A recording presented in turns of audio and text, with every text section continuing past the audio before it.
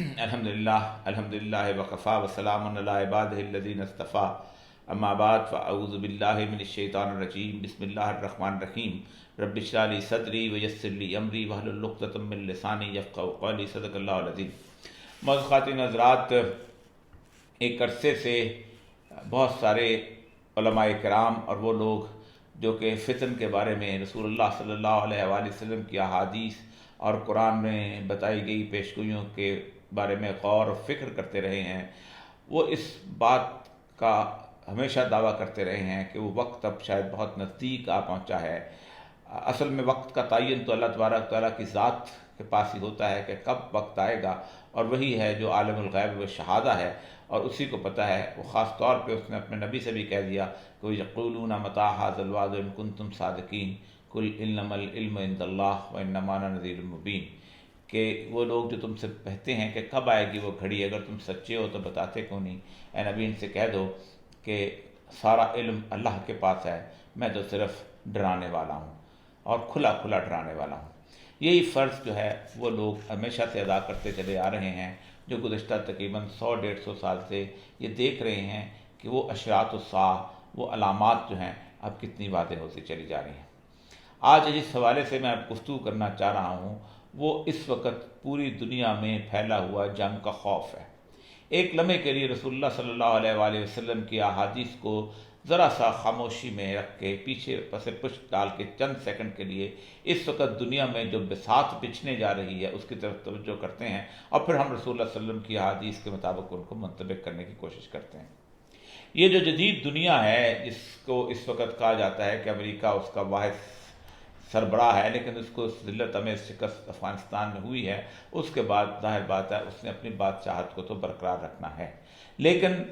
जिस बात से इस सारे मामले का आगाज़ हुआ है और जो अब अपने आखिरी मंतकी अंजाम की तरफ पहुँचने वाला है, वो बुनियाद है कि जिससे इस आलमी जंग का शाखसाना जो है वो अचानक छिड़ सकता है। यूँ तो हम बार बार जिक्र करते चले आ रहे हैं कि रसूलुल्लाह सल्लल्लाहु अलैहि वसल्लम की जो बताई गई तरतीब तो वही है, और उस तरतीब को कोई शख्स नहीं बदल सकता। उसी तरतीब को, क्योंकि वो अल्लाह तबारक व तआला की बताई हुई हिकमतों की तरतीब है जो आखिरी जंग के दौरान होनी है कि इमरान अल बैतुल मक़दस, बैतुल मक़दस की आबादी, ख़राब अल यसरब, यसरब की वीरानी, और ख़राब अल यसरब खरूज अल मलहमा, और यसरब की वीरानी जो है वो मलहमा यानी बहुत बड़ी आलमी जंग का आगाज़ होगा। आबाद तो वहाँ से हो गया, लेकिन इस आबादी के से पुष्ट ज़रा सी चीज़ों की तरफ आते हैं। दो बड़ी क़ुव्वतें इस पूरे खित्ते के अंदर काफ़ी अरसे से बरसरे पैकार रही हैं। रूस एक बहुत बड़ी सल्तनत थी और आज भी है। उस सल्तनत का एक बहुत बड़ा हाकम, जिस तरह हर जगह कहते हैं सिकंदर द ग्रेट, सिकंदर आज़म, हमारे यहाँ भी कुछ लोग अकबर को अकबर द ग्रेट, अकबर आज़म कहते हैं। वो लोग एक शख्स था पीटर द ग्रेट, उसको पीटर आज़म कहा करते थे। वो शख्स 1725 में इंतकाल कर गया था, लेकिन मरते हुए उसने सिर्फ एक वसीयत की थी कि अगर रूस ने आलमी ताकत बनना है तो उसको फौरी तौर पर अपनी तिजारत के लिए कहीं ना कहीं अपनी सरहद जो है ऐसी जगह पे ले जानी पड़ेगी कि जहाँ गर्म पानियों के समंदर मौजूद हों, और उसमें सबसे आसान तरीन और नज़दीक तरीन जगह जो है वो बास्फोरस का इलाका है, और ख़ास तौर पे कुस्तुनतुनिया का शहर।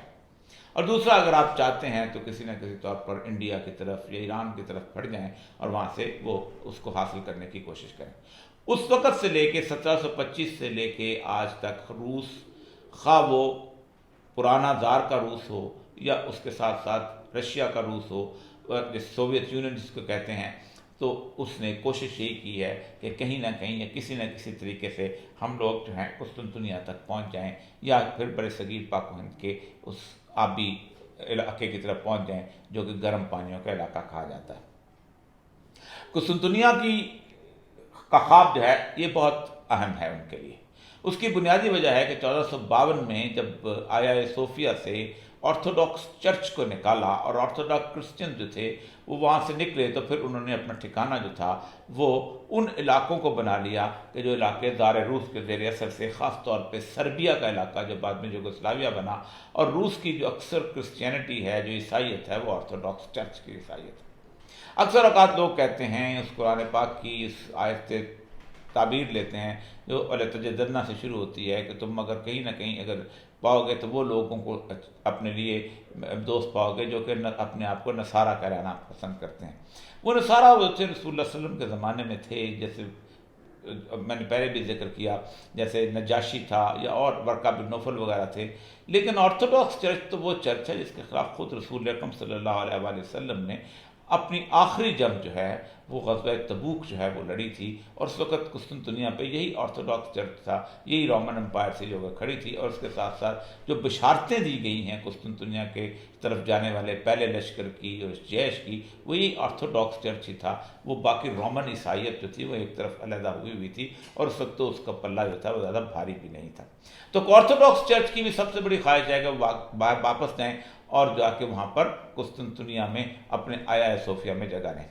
آپ حیران ہوں گے کہ سینٹ پال جو کہ ماڈرن کرسچینٹی کا بانی ہے، اس کی ہڈیاں آج بھی توپ کاپی کے میوزیم کے اندر ایک جگہ رکھی ہوئی ہیں، اور وہ مسلمانوں کے قبضے میں ہیں، جو ان کے لیے ان کو بہت کھلتا ہے۔ تو اس روس نے بہت حد تک ایک کوشش کی کہ کہیں نہ کہیں طریقے سے اس طرف آ جائے۔ تو پہلی جو بہت بڑی کوشش ہوئی تھی، اور وہ کوشش تھی کہ جب پہلی جنگ عظیم ہوئی، لیکن اس سے پہلے ایک اور بڑی کوشش ہو چکی تھی، اور وہ کوشش یہ تھی کہ 2000 سال سے یہودی جو تھے اپنی غلامی کی اس زنجیروں کو توڑنے کے لیے 1896 میں سوئٹزرلینڈ کے ایک شہر باسل میں اکٹھے ہوئے تھے، اور انہوں نے بہت بڑی ایک میٹنگ جسے کہتے ہیں ایلڈرز آف دا زائنزم، صہیونیت کے بزرگوں کی میٹنگ کی تھی، اور انہوں نے ایک پروٹوکولز لکھے تھے، اور انہوں نے کہا تھا کہ اب ہم نے ایک کام یہ کرنا ہے کہ اپنے آپ کو متحد کرنا ہے، اور ہم نے اب ویسے مار نہیں کھانے، اور ہم نے 3 بنیادی شعبوں کو منتخب کرنا ہے: سائنس اینڈ ٹیکنالوجی کو، میڈیا کو، اور نمبر 3 پہ دنیا کے فائنانسز کو، اور اس کے ساتھ ساتھ ہم نے واپس یروشلم چلے جانا ہے۔ 1896 کے بعد انہوں نے جو یورپ کی کرسچینٹی تھی، جو رومن کیتھولک کرسچینٹی تھی، جو وسیع المشرق کرسچینٹی تھی، اس کے ساتھ اتحاد کیا، اور ان کا جو 1906 کا جو بالفور ایگریمنٹ ہے، ڈیکلریشن ہے، جو روتشیلڈ کو لکھا گیا تھا، اس سے پہلے ہی وجود میں آ گیا تھا کہ پوری دنیا کے یہودی ایک قوم ہیں، اور ان کو انہوں نے واپس وہاں پر اپنے یروشلم میں جب آباد ہونے کا پورا حق حاصل ہے۔ ان صہیونی تنظیموں کی اکثریت جو تھی، صہیونی افراد کی، یہودیوں کی اکثریت جو تھی، یہ روس میں رہتی تھی، اور وہ اشکنازی جوز جو ہے، جن کا میں اب تذکرہ نہیں کرنا چاہتا، خضر قبیلے سے تعلق رکھتے تھے، جنہوں نے یہودیت قبول کر لی تھی، وہ روس کے اندر موجود تھے، اور خاص طور پہ یوکرین اور کرمیا کے علاقوں میں موجود ہوا کرتے تھے۔ تو انہوں نے ایک خاص طور پر خلافت عثمانیہ کو ختم کرنے اور وہاں پر اپنا گھر آباد کرنے کے لیے ایک سازش کی، اور روس، فرانس اور برطانیہ کا آپس میں ایک پیکٹ کروایا تاکہ ہم پہلی جنگ عظیم کی میں آسٹرو ہنگیرین امپائر کو ختم کریں، اور ختم کرنے کے بعد آگے پھر اس کے بعد خلافت عثمانیہ کو چھوٹے چھوٹے حصوں میں تقسیم کر لیں۔ تیل نکل آیا ہوا تھا، اور تیل کی بادشاہت بھی جو تھی وہ یورپ کے پاس چلے جائے گی، لیکن یہودیوں کو بادشاہت اور دولت سے دلچسپی نہیں تھی، ان کو اس بات سے دلچسپی تھی کہ کسی نہ کسی طور پر خلافت عثمانیہ کی مرکزیت ختم ہو جائے اور مسلمان متحد نہ رہیں۔ روس سے یہ وعدہ کیا گیا تھا کہ اگر ہم جب جنگ جیت گئے تو قسطنطنیہ جو ہے وہ جو تمہیں واپس، استنبول جس کو آپ کہتے ہیں، وہ تمہیں واپس مل جائے گا، کانسٹنٹی نوپل جس کو کہتے ہیں وہ تمہیں واپس مل جائے گا۔ روس نے اس جنگ کے اندر بہت زیادہ ہلاکتیں برداشت کی، اور یہاں تک کہ اس کے سربس جو تھے، پولینڈ کے لوگ جو تھے، یہ لوگ اس کے اتحادی تھے، لیکن اس سے ناراض کرتے ہوئے اس نے یوکرین کا علاقہ فتح کر لیا، اور کرمیا کے علاقے میں جو کہ روسی تھے، تو وہ جو پورے کا پورا پیننسولا اس کے ہاتھ میں آ گیا، جہاں سے قسطنطنیہ بالکل سیدھی لائن پہ سامنے نظر آتا تھا۔ جب یہ کیفیت پیدا ہوئی 1916 کے لگ بھگ، 1716 کے آخر میں، تو ان کو تو جسے کہتے ہیں کہ ہاتھ پاؤں پھول گئے کہ یہ تو اب اس کو قسطنطنیہ دینا پڑے گا۔ تو پھر وہ صہیونیت جو تھی وہ انہوں نے اپنا وہ چال چلی کہ جو چال وہ چلنا چاہتے تھے، اور انہوں نے اس تمام تر یہودی طاقتوں کو، قوتوں کو ایک دفعہ جسے کہتے ہیں موبلائز کیا پورے روس کے اندر، اور پھر وہ مختلف قسم کے دستوں کے ذریعے زار روس کی فوجوں کو شکست دیتے دیتے، کیونکہ انہوں نے کارل مارکس کیونکہ ایک یہودی تھا، اس کے ذریعے سے ایک بہت بڑی کمیونسٹ موومنٹ جو تھی وہاں کھڑی کر رکھی تھی، اور خاص طور پہ وہ لوگ جیت تو سکتے نہیں تھے جب تک ان کو سر فوجی مدد حاصل نہ ہو، اور وہاں کے جیوز اور یہاں کے لوگ جو تھے انہوں نے جا کے اس جگہ پہ حملے کیے اور زار کو شکست دی، یہاں تک کہ زار کی پوری فیملی کو وہاں قتل کر دیا گیا، اور اس کی وہ خواہش کرنے والا باقی نہ رہا کوئی کہ جو قسطنطنیہ فتح کرنا چاہتا تھا، جہاں جانا چاہتا تھا۔ اب وہاں پر لینن انقلاب آ گیا 17 اکتوبر 1917 کو۔ پہلا کام اس نے یہ کیا کہ یہ جو جنگ ہو رہی ہے یہ استعمار کی جنگ ہے، یہ کیپٹلزم کی جنگ ہے، تو ہم جنگ سے واپس چلے جاتے ہیں۔ اب ایک تو یہودیوں کے لیے اور ان لوگوں کے لیے جو خلافت عثمانیہ کو تقسیم کرنا چاہتے تھے، ان کے سر سے بلا اتری کہ اب وعدہ پورا نہیں کریں گے، لیکن انتقام یہاں ختم نہیں ہوا تھا۔ پھر اس کے بعد انہوں نے وہ جو مشہور نعرہ ہے کمیونزم کا کہ ہم مذہب کو افیون سمجھ لیتے ہیں، ریلیجن از اوپیم، یہ مارکس کا فکرہ ہے، تو انہوں نے تمام آرتھوڈاکس چرچ تھے، کرملن سے لے کے ماسکو اور سارے علاقے تک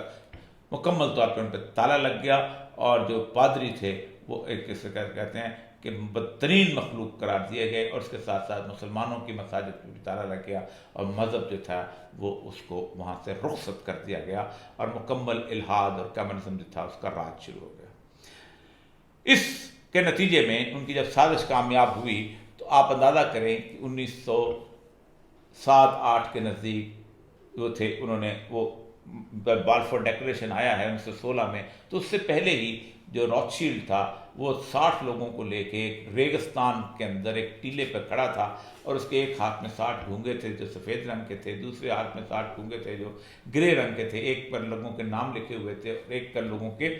گھروں کے نمبر لکھے ہوئے تھے۔ تو انہوں نے وہاں پر 60 لوگوں کو گھر الاٹ کیے، ایک پرانی ہیبریو زبان کا سکول کھولا، ایک سینیگوگ بنایا، اور 1 سال کے اندر اس شہر کا نام تل ابیب رکھ دیا گیا، اور تل ابیب اس ریت کے ٹیلے کو کہتے ہیں عبرانی زبان کے اندر جس کے نیچے پانی ہوتا ہے، اور وہ کنواں نکالا گیا تھا، اور انہوں نے خاموشی سے وہاں آباد ہونا شروع کر دیا تھا، کیونکہ وہ علاقہ جو تھا وہ پہلی جنگ عظیم کے بعد برطانیہ کا مینڈیٹ بن گیا ہوا تھا۔ تو ان لوگوں نے بنیادی طور پر یہ تصور کر لیا تھا کہ اب اس جگہ پر ہم یہاں آباد ہوں گے، اور آہستہ آہستہ ہم اس جگہ پر آ جائیں گے کہ ہمارا جو مسیحا آئے گا تو وہ اس طرح سے دنیا میں عالمی حکومت قائم کرے گا۔ صہیونیت سے پہلے جو پرانے یہودی تھے وہ بنیادی طور پر سمجھتے تھے جب مسیحا آئے گا تو خود ہی حکومت قائم کر لے گا، لیکن صہیونیت کے اندر، زائنزم کے اندر ان کا نہیں، یہ ہماری ذمہ داری ہے کہ ہم آنے والے مسیحا کے لیے راستہ ہموار کریں، اور ہم وہاں پر جسے کہتے ہیں کہ ان کے لیے ایک حکومت بنائیں، ایک انفراسٹرکچر قائم کریں، اور اس کے لیے ہمیں وہاں پر واپس جانا ہوگا۔ اب اس وقت جو صورتحال یہ ہے کہ رشیا سے جنہوں نے کام لینا تھا انہوں نے لے لیا، اور انہوں نے آرتھوڈاکس چرچ کو بھی ختم کروا دیا، سب کچھ تباہ و برباد کروا دیا۔ 75 سال بعد انہوں نے روس کو افغانستان میں شکست دلوا کے اس طرح کی صورتحال سے دوچار کیا معاشی طور پر، ان کے کارخانے چل رہے تھے، ان کی زمینیں آباد تھیں، لیکن وہ سارے کے سارے لوگ جو تھے وہ اس حد تک معاشی بدحالی کا شکار ہوئے کہ رشین عورتیں بازاروں میں بکنا شروع ہو گئیں، اور وہ آپ سوچ سکتے ہیں کہ لاکھوں کی تعداد میں عورتیں امریکہ اور یورپ کے بازاروں میں چلی گئیں۔ ایئر ہوسٹسز صرف ایک ڈبل روٹی کی بنیاد پر اپنا جسم بیچتی تھیں، لیکن روس جو تھا پھر دوبارہ اٹھنا شروع ہوا۔ دوسری طرف انہوں نے جو کام کیا وہ یہ تھا کہ خلافت عثمانیہ کو ختم کرنے کے لیے اپنی ہی نسل میں سے دونمیاں وہ لوگ ہوتے ہیں، وہ یہودی ہوتے ہیں کہ جو اپنا فیتھ یا اپنا مذہب چھپا کر مسلمان ہو کر وہاں پر آباد ہوتے ہیں خلافت عثمانیہ میں، تو وہ دونمیاں میں سے کمال ترک کو نکالا، اور ترکی سے بھی مکمل طور پر اسلام کا وہ قلعہ جو تھا اس کو جسے کہتے ہیں مکمل طور پر الحاد اور سیکولرزم میں بدل کے رکھ دیا۔ اب دونوں کا کام مکمل ہو گیا ہوا تھا، ترکی کے الحاد کا کام بھی مکمل ہو گیا ہوا تھا، اور روس کے کمیونزم کا کام بھی مکمل ہو گیا ہوا تھا۔ اب روس کے اندر دوبارہ کرسچینٹی کا عروج آیا، اور پیوٹن کے نزدیک کہ ہم ایک عیسائی ملک ہیں، اور ہم تو اصل میں عیسائیت کے اوپر یقین رکھتے ہیں، اور امریکہ جو ہے یہ ایک گے سوویٹ یونین بن چکا ہوا ہے۔ دوسری طرف طیب اردگان کا وہ مرنجا مرنج قسم کا اسلام آ گیا کہ جو اسلام جو ہے وہ کردوں کو تو مارنے کے لیے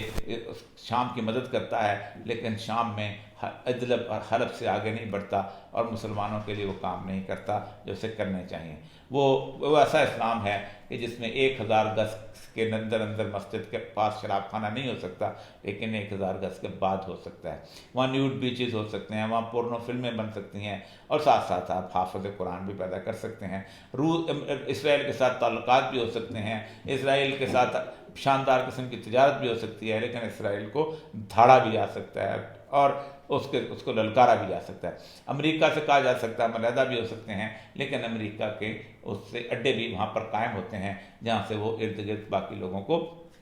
جیسے وہ حملہ کرتا ہے، وہاں سے اس کی فوجیں جو ہیں یا ان کے میزائل جو ہیں وہ لگے ہوئے ہوتے ہیں۔ ترکی کو امریکہ اس لیے نہیں چھوڑ سکتا کہ ظاہر بات ہے، بلکہ نیٹو اس لیے نہیں چھوڑ سکتا کہ بنیادی طور پر باسفورس کے ایک کنارے پہ وہاں کھڑا ہے۔ اب تازہ ترین صورتحال یہ ہے کہ افغانستان کی شکست کے بعد امریکا اور اس کے وہ لوگ جنہوں نے اربوں ڈالر بلکہ کئی ہزار ارب ڈالر اس جنگ میں کمایا تھا، اور وہ 5-6 بڑی اسلحہ ساز فیکٹریاں، وہ سمجھتی ہیں کہ اب تھیٹر کوئی اور لگنا چاہیے۔ دوسری طرف وہ صہیونی جو چاہتے ہیں کہ حضرت مسیح جو ہیں ان کے آئیں گے، جو تشریف لائیں گے، ہمارے ہاں حضرت عیسیٰ ہیں، ان کے ہاں مسیح ہے، تو ان کی حکومت بھی سمجھتے ہیں بہت نزدیک آنا شروع ہو گئی، اور علامتیں ان کے ہاں بھی پوری ہو چکی ہیں۔ تو ظاہر بات ہے عالمی حکومت قائم کرنی ہو تو سب سے پہلی بات یہ ہے کہ جس ملک نے حکومت قائم کرنی ہے اس کا سائز بہت بڑا ہونا چاہیے۔ چین ہے، بہت بڑا سائز ہے، روس ہے، بہت بڑا سائز ہے، امریکہ ہے، بہت بڑا سائز ہے۔ یا اگر آپ کا سائز بڑا نہیں ہے تو پھر دنیا کا سائز کم از کم چھوٹا ہو جانا چاہیے تاکہ آپ کی عالمی حکومت قائم ہو سکے۔ اسرائیل کا سائز بڑا نہیں ہو سکتا، اس کے چاروں طرف عرب ہیں اور اوپر سمندر ہے۔ اس لیے اس وقت ان کی کوشش یہ ہے کہ اس بڑی جنگ جو ان کی کتابوں میں بھی لکھی ہے اس کو جلد از جلد چھیڑا جائے، اور اس بڑی جنگ کے بعد جو ہے دنیا کا سائز جو ہے وہ بس حد تک کم کر لیا جائے۔ میرے سامنے اس وقت 2 بڑی کتابیں ہیں جو کہ 4-5 سال کے وقت سے آئی ہیں۔ پہلی کتاب ہے پرزنرز آف جغرافی، یہ ٹم مارشل ایک برطانوی صحافی ہیں اور اس نے لکھی ہیں، اور وہ بھی یہ کتابیں لکھوائی جاتی ہیں۔ اور دوسری کتاب ہے 200 یعنی 2020 ورلڈ آف وار۔ یہ دونوں کتابیں ایک تسلسل سے لکھی گئی ہیں۔ ان کتابوں میں ایک پیشگوئی کی گئی ہے کہ یہ دنیا کے جغرافیز جو ہیں یہ بنیادی طور پر اس کے کچھ لوگ قیدی ہوتے ہیں، اور جو آج سے 2000 سال پہلے جنگ کر رہے تھے آج بھی وہی جنگ کر رہے ہیں، اور اس کا دونوں کا آغاز جو ہے وہ یوکرین سے شروع ہوتا ہے، اور دونوں ہی اس حوالے سمجھتے ہیں کہ باسفورس جو ہے وہاں پر بہت بڑی لڑائی جو ہے وہ ہونے والی ہے۔ تو اس کے ساتھ ساتھ میرے سامنے اس وقت پینٹاگون کی اسٹریٹجی پڑی ہوئی ہے جو 2019 میں انہوں نے شائع کی، اور 2019 کی اس پینٹاگون اسٹریٹجی میں انہوں نے سب سے اہم ترین جو خطرہ قرار دیا اور وہ دیا روس کو، اور روس کو خطرہ قرار دیتے ہوئے انہوں نے کہا کہ رشیا از اے ریویٹلائز ملائن ایکٹر، یعنی ایک کینسر ہے جو کہ دوبارہ زندہ ہو گیا ہوا ہے، اور ایک کردار جو ہے وہاں پر آ گیا ہوا ہے۔ اور دوسری بات انہوں نے کہا کہ چین کا ہے یہ ایک ریگریسو قسم کی، چائنا از اے ریوینسٹ فورس، ریوینسٹ کہتے ہیں وہ کہ جو عدم انقلاب یا عدم ترقی کی صورتحال میں ہوتا ہے وہ آ چکا ہو۔ اس پینٹاگون اسٹریٹجی کے تحت انہوں نے بنیادی طور پر کہا تو ہے کہ کنٹینمنٹ آف چائنا کرنی ہے، اور یہ آکس کی رپورٹ میرے سامنے پڑی ہوئی ہے۔ اس رپورٹ کے تحت بھی وہ بنیادی طور پر وہ سمجھتے یہ ہیں کہ ہمارے پاس اس وقت 2,70,000 افواج ہم نے چائنا کے اس انڈو پیسفک ریجن میں کھڑی کر دی ہیں، 3 بحری بیڑے ہیں، 2000 جہاز ہیں، یہ سب کچھ ہے، اور چین، آسٹریلیا، جاپان اور بھارت کا ایک اتحاد بنا دیا ہے۔ لیکن بھارت کے اتحاد سے زیادہ ان کو فکر اس بات کی ہے کہ یورپ میں جو ہے روس کا کلا کما کیسے کیا جائے، کیونکہ جب تک روس چائنا کے ساتھ ہے یہ لڑائی جو ہے اس کا جیتنا مشکل ہو سکتا ہے۔ اور دوسری بات یہ ہے کہ پاکستان کا جو اسٹریٹجک ایریا ہے وہ بھی کسی نہ کسی طور پر افغانستان کے ساتھ مل کے اس جنگ کے اندر خطرناک ہو سکتا ہے۔ یہی وجہ ہے کہ آج کل پاکستان کے عمران خان صاحب جو ہیں اور پاکستان کی جو لیڈرشپ ہے وہ بنیادی طور پر سمجھتی ہے کہ یہ کولڈ وار ہے، اس میں نہیں حصہ لینا چاہیے۔ یہ کولڈ وار نہیں، یہ بہت بڑی گرم جنگ ہونے والی ہے، اور جس میں سے آپ کو نکلنا نہیں مشکل ہو جائے گا. آپ اپنے آپ کو جانبدار بنانا پڑے گا، غیر جانبدار آپ رہ ہی نہیں سکیں گے. لیکن ان سارے سینیریو کے اندر جو صورتحال یہ بنی ہوئی ہے کہ یوکرین جو ہے اس کو بنیاد بنائی گئی ہے، اور وہیں سے لگتا یہ ہے کہ وہ پورا نقشہ جو اگر میں احادیث کا دیکھوں تو وہ یہی لگتا ہے کہ اس علاقے سے یورپ کے لوگ جو ہیں وہ ترکی پہ حملہ آور ہوں گے، اور رسول اللہ صلی اللہ علیہ وسلم کی حدیث کے مطابق ترکی جو ہے قسطنطنیہ جو ایک دفعہ پھر ان کے پاس چلا جائے گا، اور وہ وہاں سے ہوتے ہوئے نیچے جب آئیں گے اور پورے ترکی کو عبور کر کے حلب کے سامنے جو بہت بڑا اعماق کا میدان ہے وہاں پر وہ 80 جھنڈوں کے تلے 12,000 افواج پہنچیں گے. اب وہ کیا رہا ہے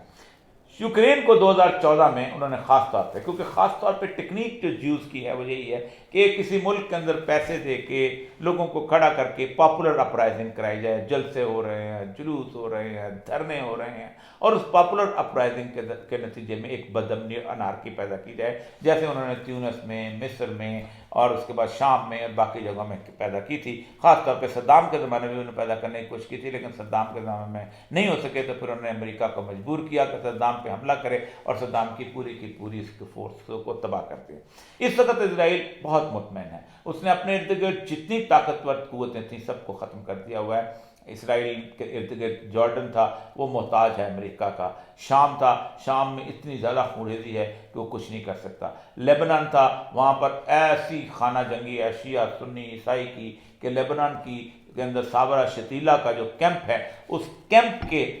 میں حملہ کرنے کے لیے ایرل شرون باقاعدہ 60-70 میل جو ہے لیبنان کے اندر جاتا ہے، وہاں جا کے کرسی رکھتا ہے، وہاں جا کے ایک اوپی پوسٹ بناتا ہے اور مسلمانوں کے کیمپوں پر حملہ کر کے واپس اسرائیل چلا جاتا ہے. اس حد تک کمزور جو ہے وہ جگہ ہے. مصر ہے،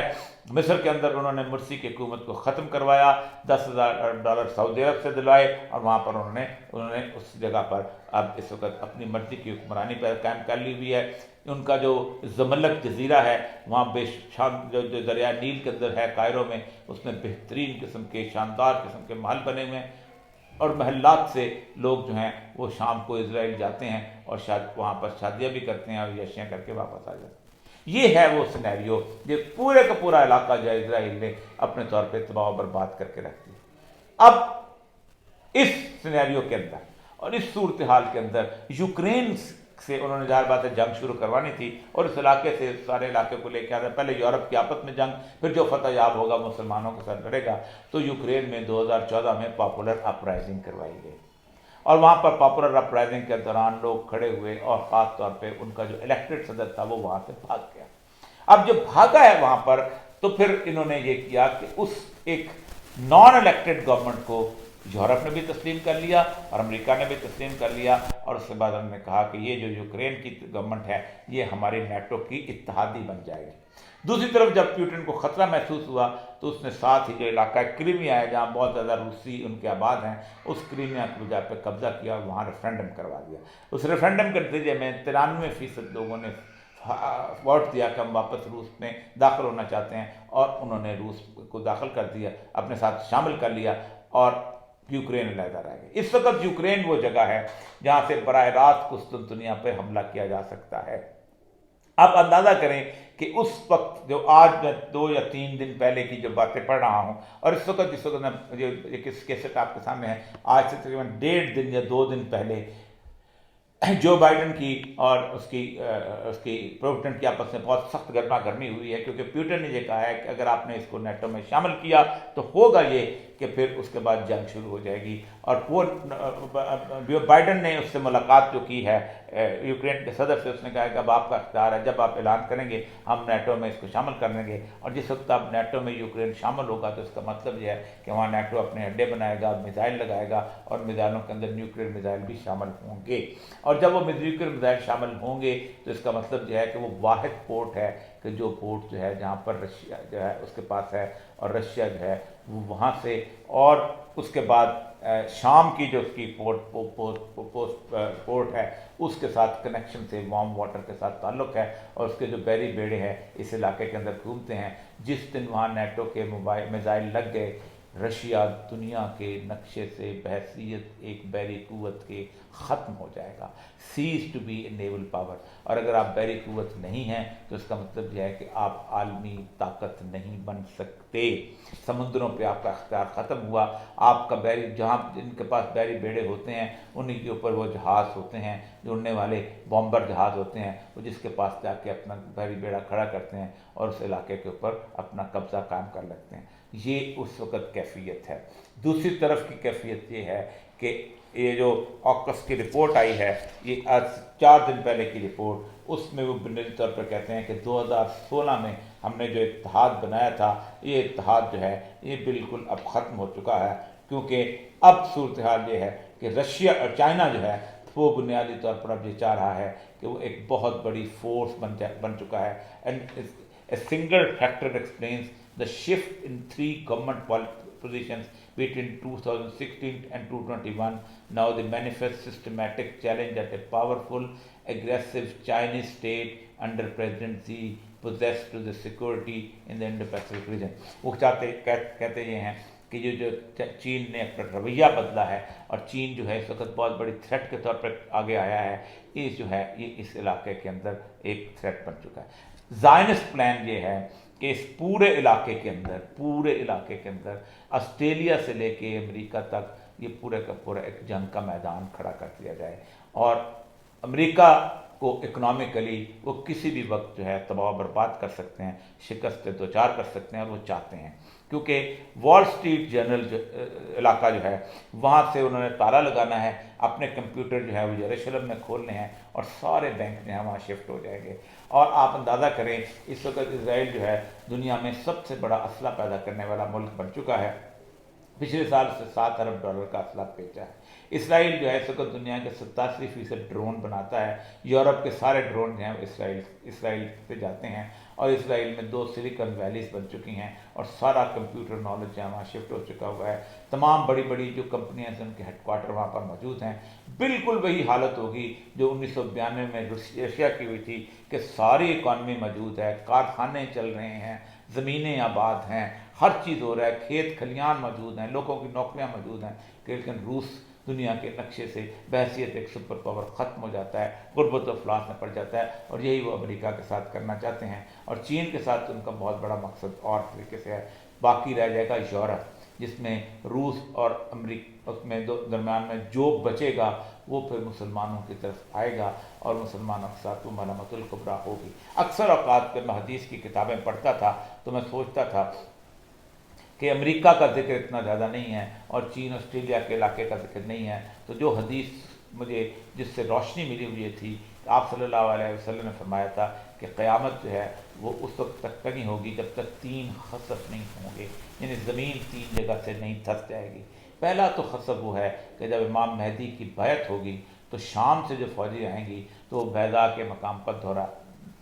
गिरा दी जाएंगी, धंसा दी जाएंगी और उससे वो असल वही अलामत होगी, लोग पहचानेंगे कि ये इमाम मेहदी है। लेकिन आपने फरमाया एक मशरक़ की तरफ खसफ होगा और एक मग़रिब की तरफ खसफ होगा। मग़रिब में अमेरिका है और मशरक़ की तरफ जापान और ये सारा इलाका है। और चीन अपने इस खसफ से पहले रसूलुल्लाह की उस हदीस जो है उसका काम करता जाएगा कि वो खराब हिंद मिस्रीन कि हिंद की तबाही जो है वो चीन के हाथों में होगी। ये एक हालत है, ये कैफियत है। इस कैफियत के अंदर इस वक्त मुसलमानों को सिर्फ ये सोचना चाहिए कि वो लोग जो गुज़श्ता 200-250 साल से यरूशलेम के इर्द गिर्द आके आबाद होना शुरू हुए थे और ख़ास तौर पर गुज़श्ता 100 साल से उन्होंने अपना मुकम्मल तौर पर इस पर कब्ज़ा जमा लिया था, वो मुझसे और आपसे लड़ने आए हैं। क्या हम तैयार हैं? हम बिल्कुल तैयार नहीं हैं। यही वजह है कि हम की ज़िंदगियाँ जो हैं वो आसाइश शदा हो चुकी हुई हैं। अरबों की ज़िंदगियाँ हमसे ज़्यादा हुई हैं और मैं पिछली दफ़ा भी कहा था कि अरबों की तबाही अब बहुत नज़दीक है। अरबों के उस पूरे इलाके के अंदर वो एक ज्यूइश स्टेट जो है उसने कायम होना है, जिसके बाद फिर इमाम मेहदी आएंगे और जिसके बाद फिर आगे मामला होगा। फ़िलहाल इस वक्त का इंतज़ार करो कि जब जो सूरत हाल वो सूरत हाल आ जाए कि जिस वक्त इस यूरोप के इलाक़ों के अंदर एक शदीद जंग शुरू हो जाए, जिसे कि यूरोप की यूक्रेन की ایسٹ اور ویسٹ یورپ کی جنگ ہوتی ہے اور وہ بہت نزدیک کھڑی ہے۔ وآخر دعوانا الحمدللہ